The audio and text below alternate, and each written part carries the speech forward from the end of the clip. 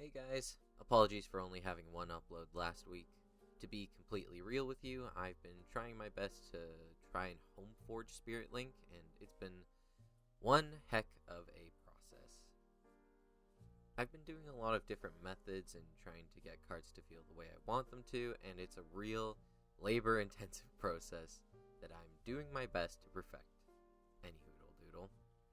On to the video. Now, you'll probably see from the thumbnail, but I wanted to get the idea out there just to gauge general interest. Zach has just posted a new video on the history of the HTCG community, which I'll get into at the end of this video, but in it he goes over the old community card game, Dreamscape. The templates, rules, and some art was done by Peter Jank of TCG News, but a lot of the art was done by the community itself.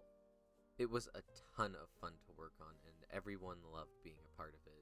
I'd love to do something like that for the community once again. I talked about it briefly in my first upload coming back, but I did speak to Peter about reviving the game a little while ago, and he was pretty happy to try it out and do new concepts for the game. I wanted to see what general consensus of doing it again would be. I know Zach and Chris are already quite busy making the next sets of their games, and I assume Aether and others are also pretty busy. Again, we'll get to why later on.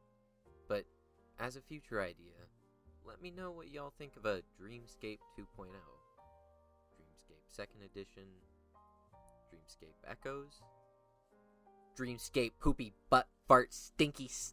Starting things off today, we have a newer channel. Now, I don't believe he's mentioned anything about being in the HTCG community, but I definitely wanted to include him in the video. The competitive gamer is making a new game and uploading everything he's doing with it from the ground up.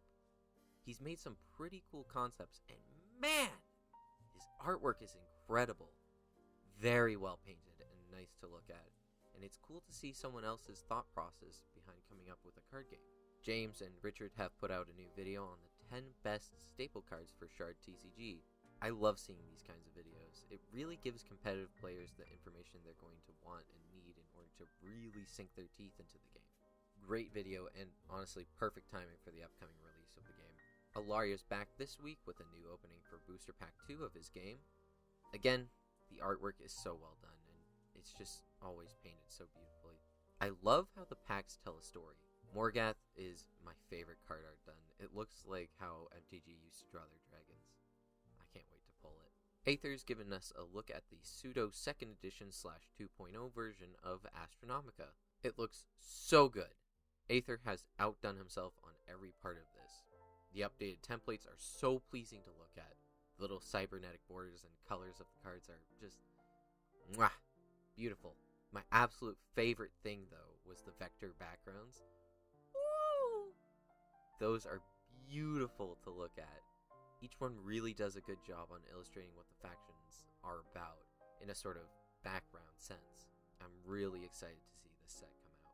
Dimension Battles shows off a new card in the game, Shadow Prisoner. Really cool idea. I love how the actual template for the card doesn't necessarily always have to match the type, but rather the card art itself. It's a really cool card, and its effect looks pretty brutal. Doodles Ninja is back again this week with a new Match Battlers video. Been a while since the last update to the game, so it's good to see him coming back to it. In this video, he tells us about the concept for a more RNG-based game mode, amplifying the luck-based aspect of the game. Really cool idea. I think Match Battlers is a pretty open-ended game, and it's interesting seeing him take it in many different directions. It's really unique. Chris has given us a brand new card reveal video for Set 4 of Wrath of Cores. We get a big look into some card abilities. The butterflies have a really great card draw aspect to them, and I can't wait to see where he goes with it. We also get some lore for this set as well, and I really like it. It's good to see some returning faces, with Ulsa finally getting featured again. He also does give us a reveal for what the blue bordered back is, but he reversed the clip. But, I went ahead and did a little cheeky reverse of the clip. Wrath of Cores 2.0 is in the works. That's right, you heard it here first, folks. Chris is working on a 2.0 for the game. We don't know what the new template or cards will look like, but I am very excited to see what they will be in the future. Pierre has officially reached over 300 subscribers, which is such a great milestone, and I'm really happy his channel keeps growing. He deserves all of the love and attention for AFROCHIBI champs and much, much more. He's an amazing creator, and we officially have a dance-off now. Watch out, Pierre. I can do a pretty sick spin. JustaSketch gives us a speed art for Creature Kingdom, and it looks really nice. I like how they explain the process of making the card in the video. It looks like a pretty powerful one, too. A channel that I haven't talked about yet, BlueWolf TCG, opens up a booster box for set 3 of his card game, Rage Battles. The card game itself has a super fun, cartoony art style, one that I enjoy doing myself as well. BlueWolf also goes super hard when it comes to uploading, so I highly recommend checking his channel out for some daily updates. Speaking of frequent uploads, Quest TCG has given us the final part in his speed art series for the location Zen Monastery. Love the art on this card, and its perspective is great. The colors are nice and vibrant, and the line art is crisp. Also announces an online contest at the end of his video, so if you want to stay tuned for that, go subscribe to him. Scott from Ellumacent Art has done a tutorial on how you can turn your Game Crafter cards into holographic ones. This tutorial is great, and although simple in concept, I think it's really important if you want that extra oomph to your game. I personally do this if the community card game comes to fruition. The only thing is tracking down that holographic film. Last but certainly not least, Zach has uploaded the first part in a series of videos on the history of the homemade TCG community. This is probably one of the best videos I have seen him upload. And not only because he gushes about me, but that's kind of cool too. But I also think this video is one of the best in the homemade TCG community in general.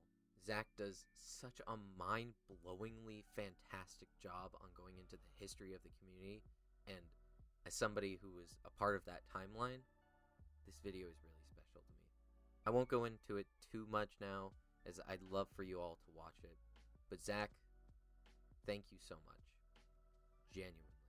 Part 2 of the series won't be out for a little while, as he's working on the next set, which, with the scope of Chaos Galaxy, is more than understandable. But I, and many others, are really looking forward to it. That's all from last week. If I missed anything, I apologize. Remember to comment if you'd like to see more on Dreamscape 2.0. A lot of 2.0s are happening for HTCGs right now, oh my god. And subscribe if you liked what you saw. Thank you so much for watching. I'll see you in a bit.